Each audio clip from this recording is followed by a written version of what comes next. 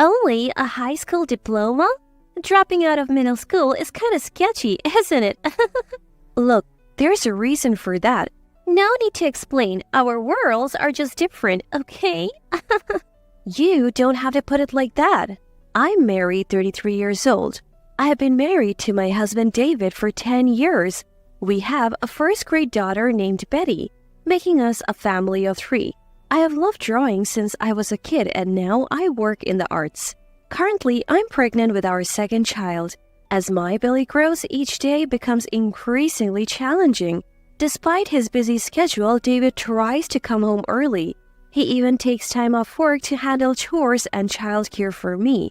Life was good for our little family, but something started bothering me recently. We live on the first floor of a high-rise apartment building. The other day, while coming back from shopping, I saw a woman moving into our building. Turns out she's Emma, a classmate from middle school.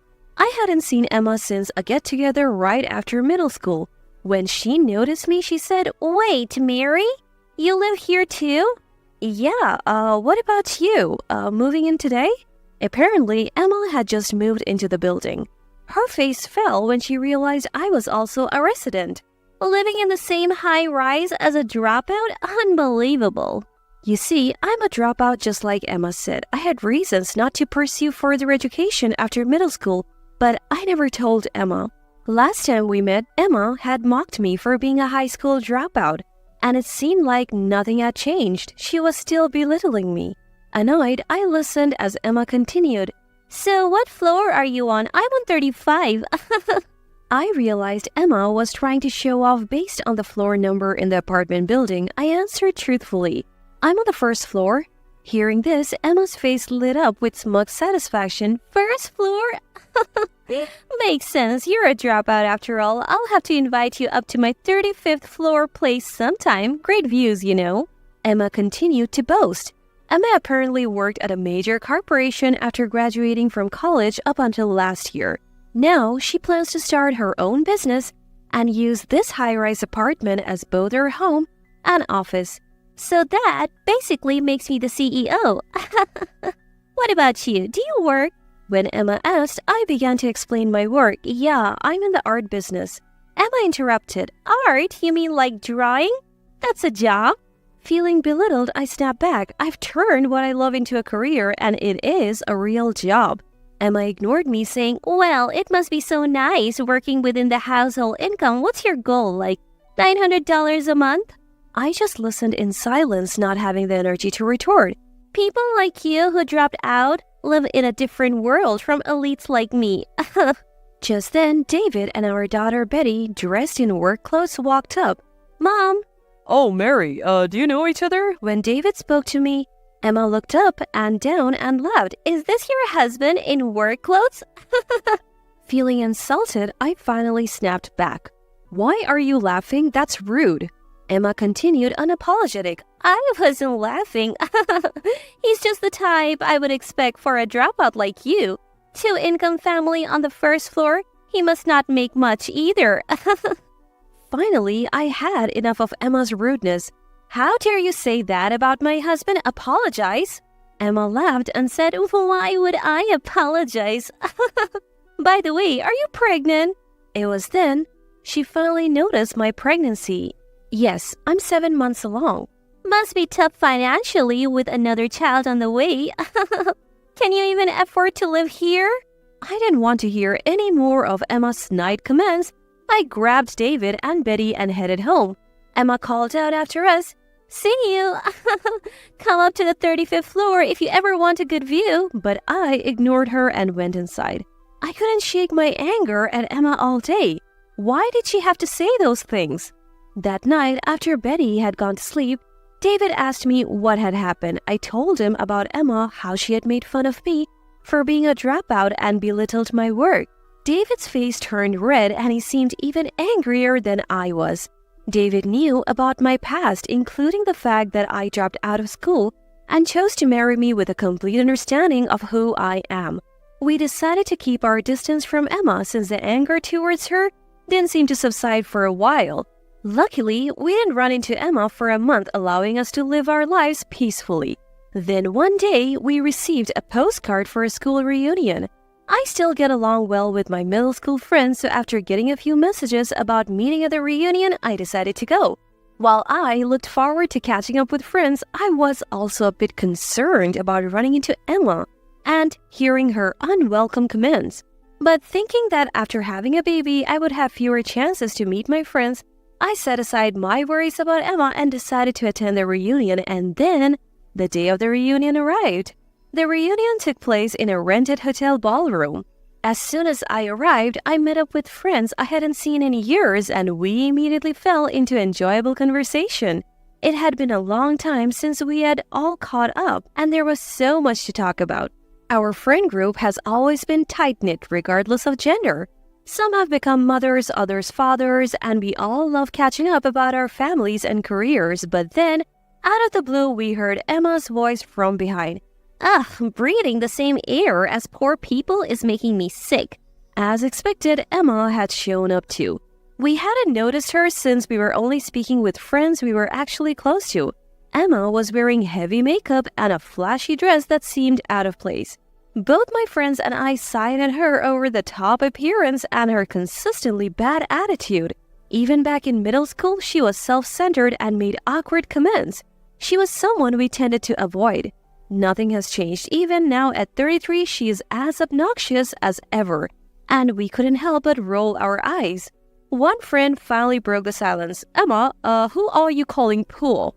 She replied, who else? But Mary, she's a dropout, so she's poor and lives on the first floor. I live on the 35th. It's like a master-servant relationship. Emma laughed after saying this. A few friends were angered by her comments and confronted her. But Emma showed no signs of remorse. She continued, if you don't want to be called poor, why don't you move to an older apartment that suits you, haha? Completely oblivious to the looks she was getting, she continued to belittle me. Why don't you just leave, you $900 a month earner? From this reunion and from that fancy apartment building. Hearing this, my friends looked puzzled and asked, Mary, do you only earn $900 a month? I replied, no, that's just what Emma believes. While we were talking, Emma interrupted, what are you two whispering about? Mary's living comfortably on her husband's income, doing a part-time job because she's a dropout, and I am a CEO. That's when a male classmate nearly spoke up. Emma, do you not know Mary is a well-known artist? Upon hearing this, Emma looked baffled and asked, an artist? Who cares? I decided to come clean with Emma, not wanting to let her arrogance ruin the mood of the reunion any further. I actually studied art in France, right after middle school. I didn't complete a formal program, so you could say I dropped out. Upon hearing this, Emma scoffed. What? France? Studying? Art is just a hobby, isn't it? You're still a dropout who ran away because you didn't want to study. Emma clearly didn't get it, so I elaborated a bit more. I spent several years training, and now I manage an art gallery while also creating my own works. Believe it or not, I have fans and have even held my own exhibitions. Some classmates here have even bought my art. In reality, I was a young artist known within certain circles. After training in France, I returned to New York and kickstarted my career as an artist, which finally blossomed in recent years. As for David, we met at one of my exhibitions and clicked instantly, which led to marriage. Even with all this explanation, Emma still didn't seem to get it. Come on. An exhibition is still just play, right? I am a CEO. I'm clearly winning here. Exasperated, I replied, this isn't about winning or losing, Emma. You may think I'm foolish for pursuing art, but I take my work seriously.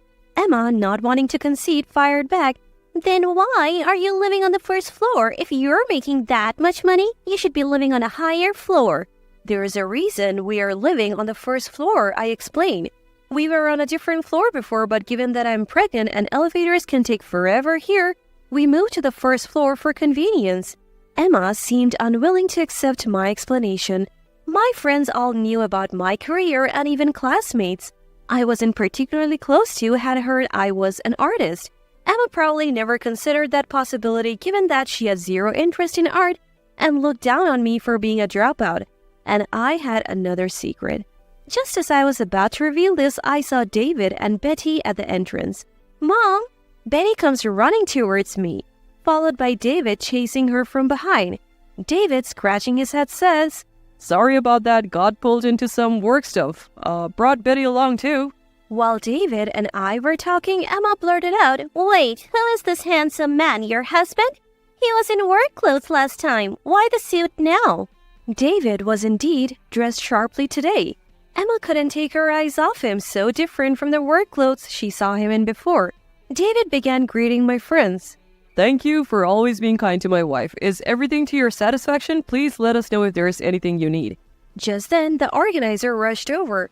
Thank you for providing this venue for free. The food and drinks are top-notch. Really, thank you. The truth was, this hotel belonged to David's parents, and he was now the CEO. David had generously offered the venue free of charge for the reunion. Emma's face turned pale upon hearing this. "You are a CEO's wife?" She had looked down on me as poor, but here I was, an artist and a CEO's wife.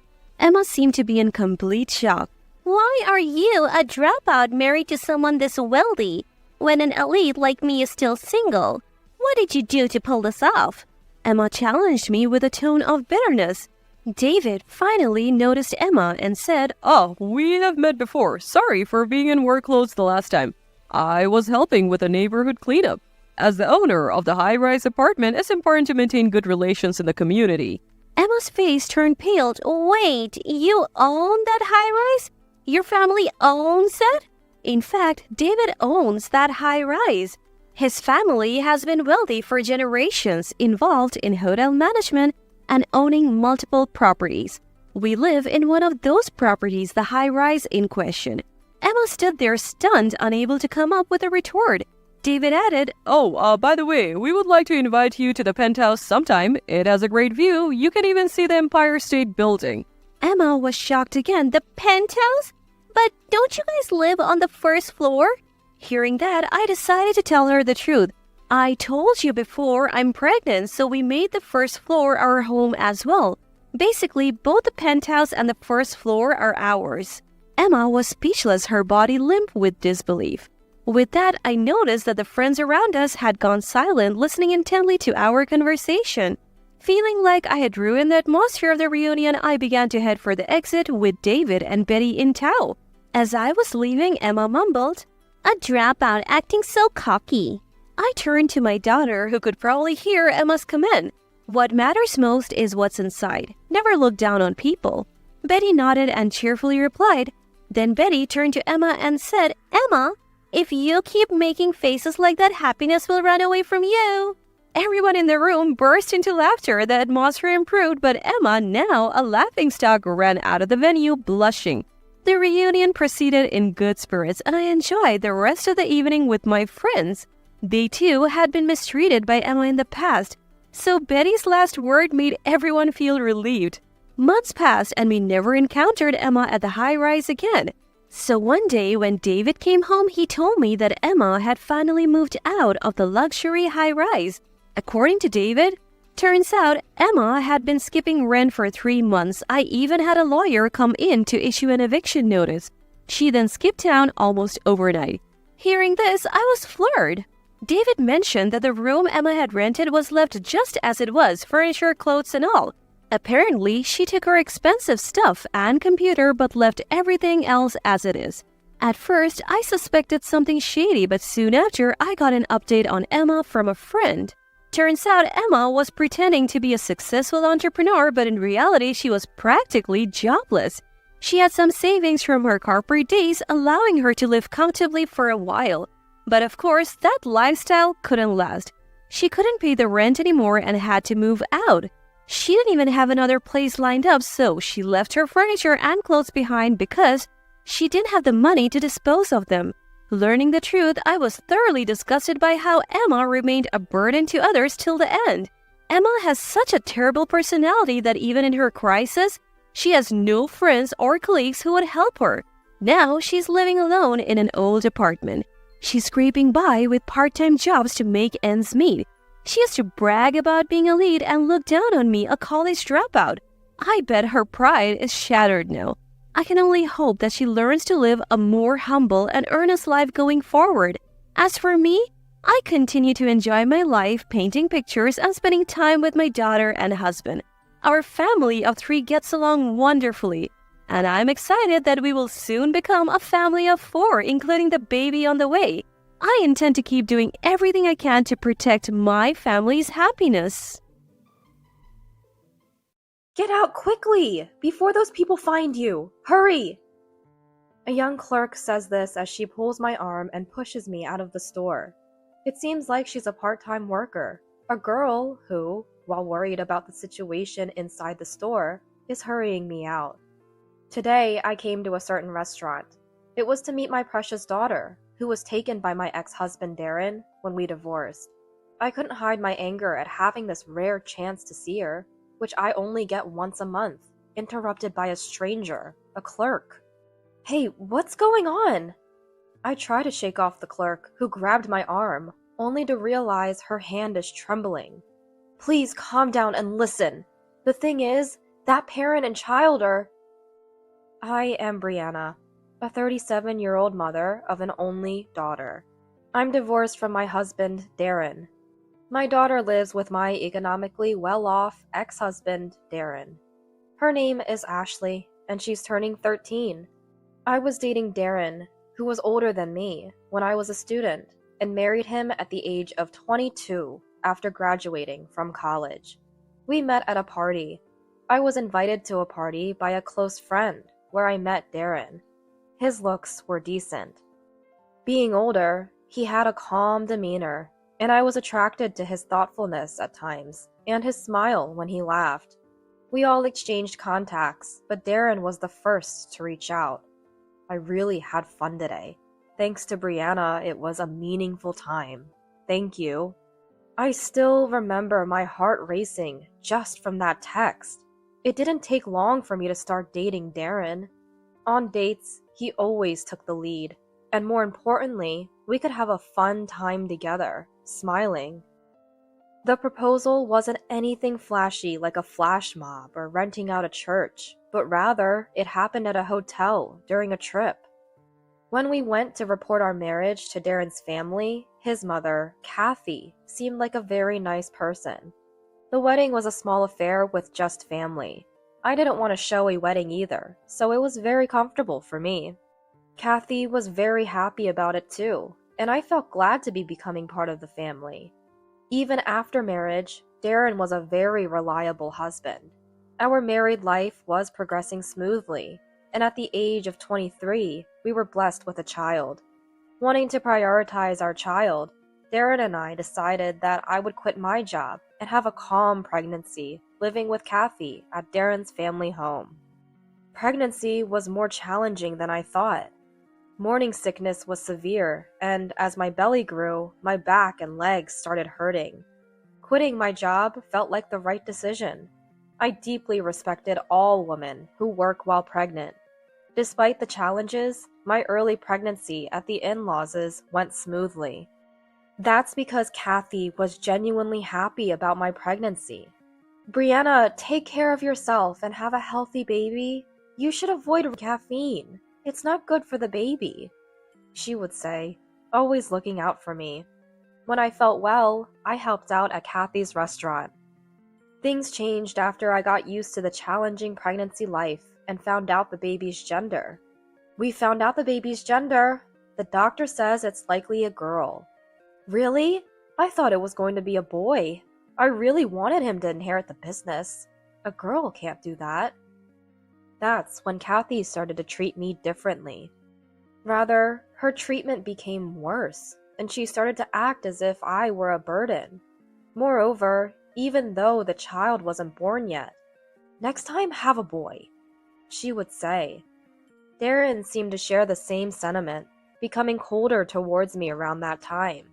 He was clearly disappointed that it was a girl. Pregnancy life from there was painful.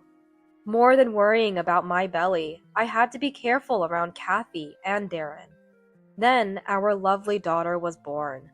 What a beautiful child! Thank you for being born. I was so happy I couldn't stop crying. However, upon returning to the in-laws' after being discharged, next it has to be a boy. We can't hand over the business to a girl. Brianna, make sure it's a boy next time. Let me know as soon as your period starts again. Kathy said this without even glancing at the daughter I was holding. I had been prepared for this kind of reaction, having been told so many times before, but to see it firsthand from my first grandchild was unexpectedly harsh. Not knowing how to respond to Kathy's disinterest, I looked towards Darren. Just like Mom says, considering the store, we need a son. Have a boy next time, he said, nodding with a pompous look. I couldn't hide my dismay. What was this man talking about? Even though he had no intention of taking over the store and worked at a company, why was it always our child who had to take over? I knew they both wanted a boy, and I understood their desire for another child, but why treat our daughter in front of them as if she didn't exist? At this rate, my daughter would be treated like heir, even by her grandmother and real father. If a boy was born, I knew he would be treated poorly. Thinking this, I began to consider divorce. I made the decision to leave the house to protect my child. The next day, I started looking for places on the web. I really wanted to leave this house. I had no one to rely on, but I felt it was better to raise Ashley alone than to continue living this way. I didn't care where we lived, but since I was familiar with it, I decided to look in the city where I lived alone during my single days. However, finding a home was not easy. Employment information was needed for the contract, but no company would hire me with a newborn. Moreover, the company I had previously worked for said to come back when the child was older, so I couldn't get a housing contract. Still, I managed to find an apartment and intended to pack up and leave with my daughter. One time, as Darren passed by, he saw my mobile phone screen and said, "Why are you looking for a house? I have no intention of moving. I plan to live with my daughter from now on. I can't stand living in this house anymore. Darren, please divorce me." I told him. Then Darren said, "What are you talking about? You haven't had a boy yet. First of all, how will you manage living expenses? Are you going to look for a job while holding a newborn? Do you think you can live with a child while being unemployed?" I planned to manage until I found a full-time job with the savings I had before quitting and work from home. "Fine, if that's what you want. I'll give you a divorce, but there will be no division of property. If you're okay with that, I'll divorce you." Darren finally agreed to a divorce, so I prepared to find the next house and move out happily. Then, one day, when I was about to sign the divorce papers and submit them with Ashley, I couldn't find Ashley anywhere in the house. "Hey, where's Ashley? Where did she go?" "I won't give up Ashley. It can't be helped. She's also a candidate for succession." "What do you mean? That's not what we agreed on." "If you have a complaint, let's settle it in court. Think you can win the custody battle as an unemployed?" I clenched my back teeth at Darren's words. Eventually, Darren and I couldn't agree, and it really came to a custody battle. During that time, I couldn't divorce, and Kathy and Darren didn't hide their malicious attitude towards me. The custody battle, which took 6 months, ended in my loss. I had savings, but moving used up a significant amount, and now I was unemployed. Being unemployed for 6 months limited my options for childcare, and as I began looking for work, I was a low priority. On the other hand, Darren was financially stable, and Kathy was there during the day.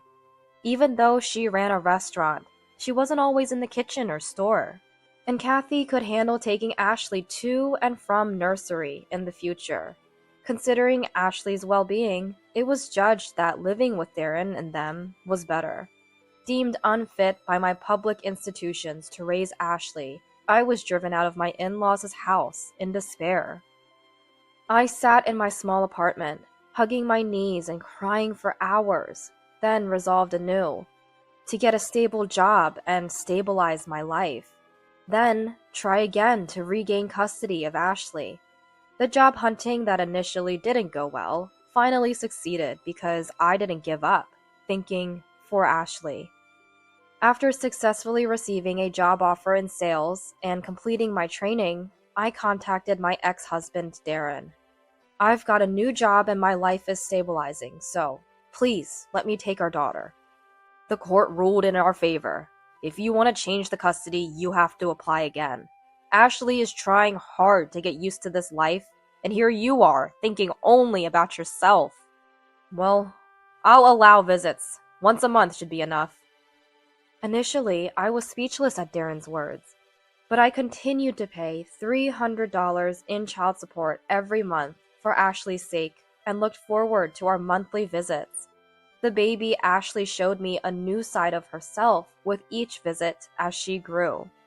While I was happy to see her growth, it was truly frustrating not to be able to witness it by her side.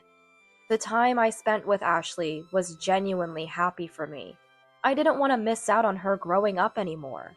Working hard to see Ashley, my life became about just that. As time passed, Ashley grew. She began to speak in 2 to 3 word sentences and started to walk unsteadily after holding on to things. By then, my income had increased, and I told Darren again that I wanted to take Ashley back. However, Darren said, "With that income, it's impossible to raise her stably. Do you plan to leave her somewhere all day while you work? At our house, even if I'm not there, Mom is. And she's popular at the shop because she's cute. Working from morning till night and only seeing her at night? That's a sad life. What a terrible mother." He refused to hand over custody. When I called Darren to see Ashley, now a school-age child, "I have time to see Ashley this Sunday." Ashley said she has plans with friends that day, so it seems she can't meet. "Can we make it another day then?" "I'm busy too, so this month that was the only day. Let's try next month." He declined. I wanted to see Ashley. I didn't want to miss her growing up anymore. Sometimes I wondered what Ashley thought about all this. She's no longer just a cute toddler. She has her own will, and she's starting to become rebellious. Does she want to see a mother who hasn't been able to raise her properly? I was plagued with such insecurities. I figured it was a time when a school-age child would want to play with friends. Inevitable. From that day, visits with Ashley gradually became irregular and less frequent. Scheduled dates were often broken at the last minute because she wanted to play with friends or had lessons. I was anxious but wondered if forcing her to meet when she didn't want to was really what a mother should do. For now, I focused on earning a stable income that would satisfy Darren, hoping to live with my child someday. Dreaming only of that, I worked and saved money steadily. But as Ashley became a junior high student, she became busy with clubs and studies, making it harder to meet. While continuing to pay child support, I never failed to save for a life with Ashley. I reached my limit. I wanted to see her, even if just for a little bit.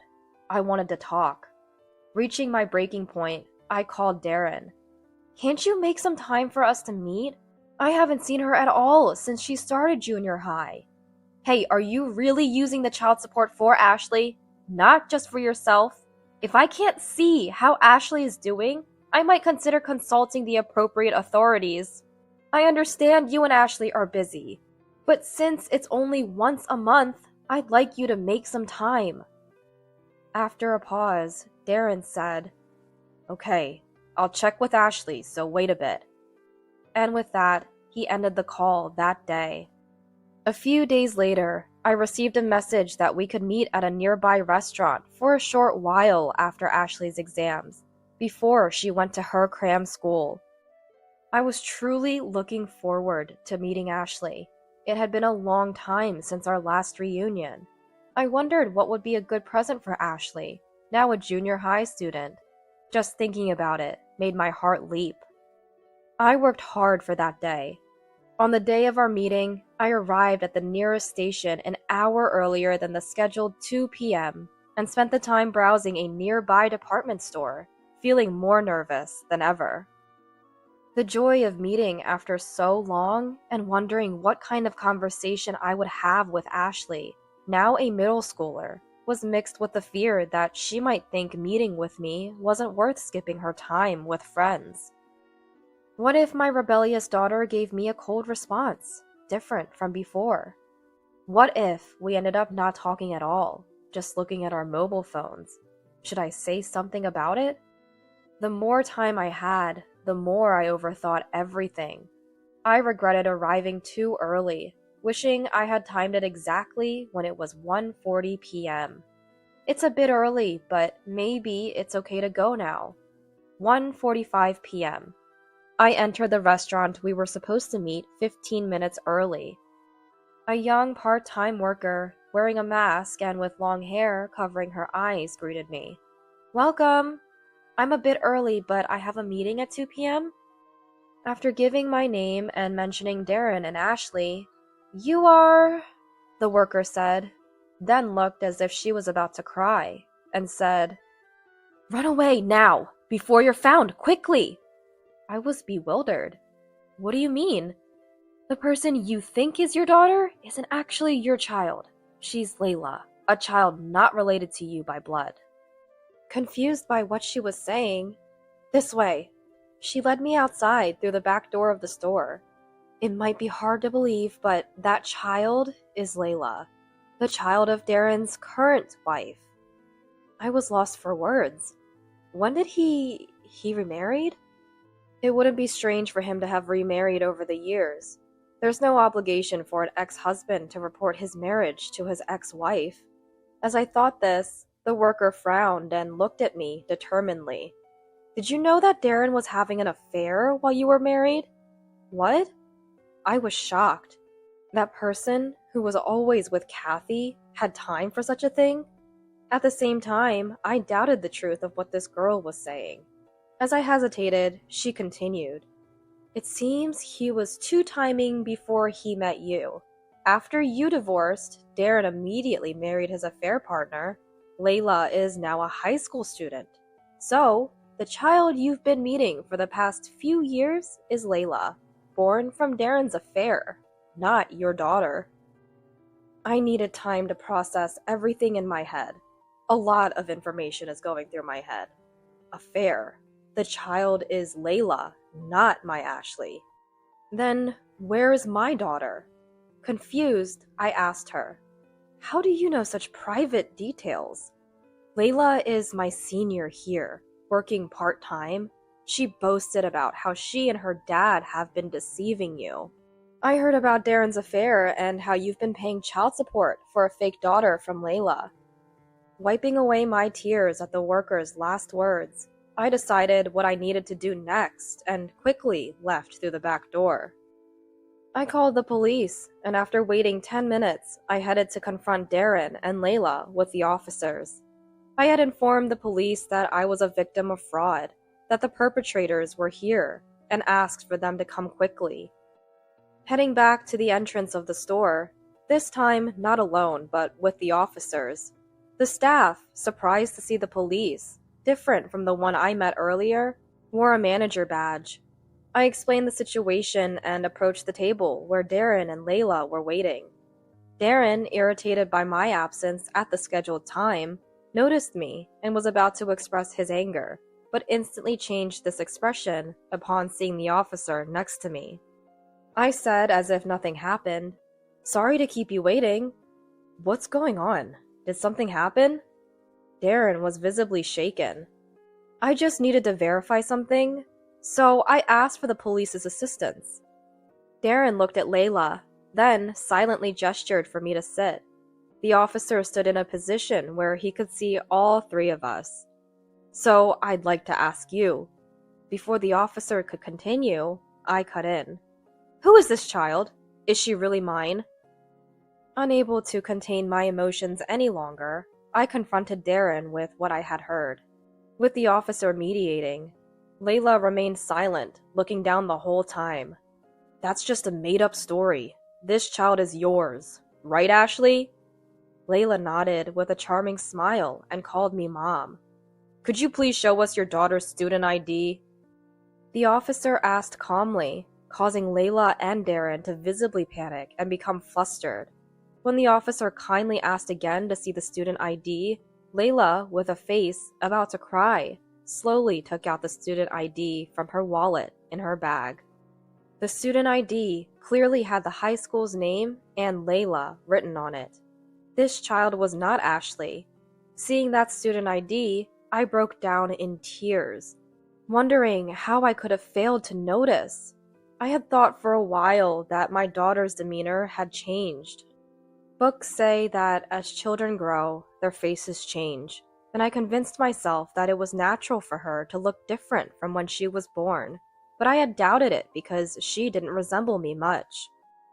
However, since she looked a lot like Darren, I convinced myself she was just like her father.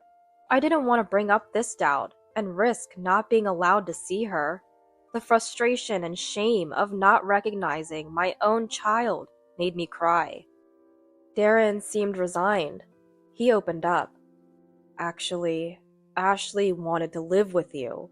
She kept saying she wanted to see Mom. You always said you wanted to take her, and if we let her see you, she seemed likely to follow you. Then we wouldn't get the monthly child support anymore, right?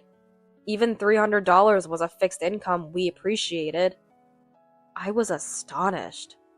You did this for money? Because Mom's store was struggling.